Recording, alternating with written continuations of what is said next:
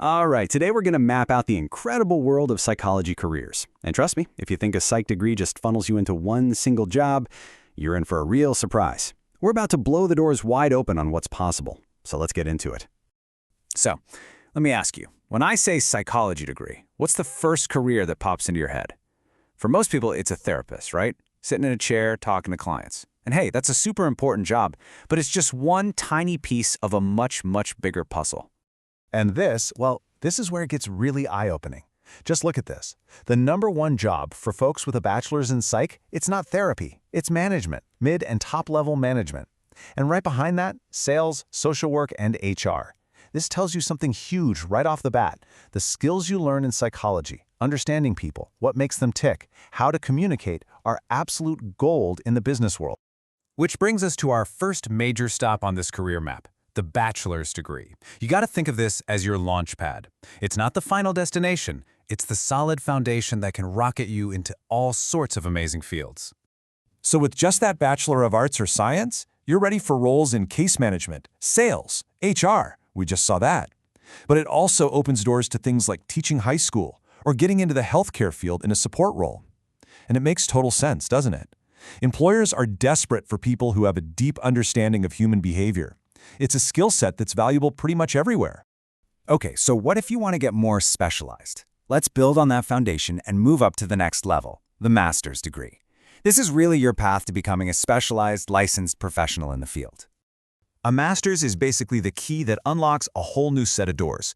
This is the degree you'll need if you want to become a licensed professional counselor or a school psychologist, helping students navigate their challenges. You could even become a consultant, helping big companies improve their workplaces. And really cool fields like sports psychology? Yep, they open up at this level too. The bottom line is, the master's is that practical, focused step to becoming a true specialist. Now, for those of you who want to reach the absolute top of the field, to earn that title of psychologist, you're looking at a doctorate. And this is where you face a major decision, a real fork in the road. Do you go for a PhD or a PsyD? But before we can even compare the two, you need to know about this one crucial thing, especially for the PhD track, the dissertation. This isn't just a long paper. It's a massive, original research project that you have to design, conduct, write up, and then defend in front of a panel of experts. This intense focus on research is really the core difference between the two paths. So let's lay it all out. On one side, you have the PhD, the Doctor of Philosophy. This is super heavy on research skills. It's perfect if you're thinking about a career in academia as a professor or as a full-time researcher. On the other side is the PsyD, the Doctor of Psychology. This one is all about clinical application, taking psychological principles and using them to help people in a therapeutic setting. So if your dream is to be a practicing therapist, the PsyD is often the more direct route. You know, this is the perfect time to clear up something that confuses a lot of people. What's the difference between a psychologist and a psychiatrist? It all comes down to their degree. A clinical psychologist has a PhD or PsyD. A psychiatrist went to medical school and has an MD. They're a medical doctor. And that's the critical difference, because while both can do therapy, only the psychiatrist, the MD, can prescribe medication. So, you've gone all the way, you've earned that doctorate, now what? Where do you actually end up working? Well, the job landscape is probably a lot broader than you'd imagine. Let's take a look. This data from 2009 gives us a really fascinating snapshot. The two biggest slices of the pie, no surprise, are universities and hospitals, each taking about a quarter of all psychology doctorates.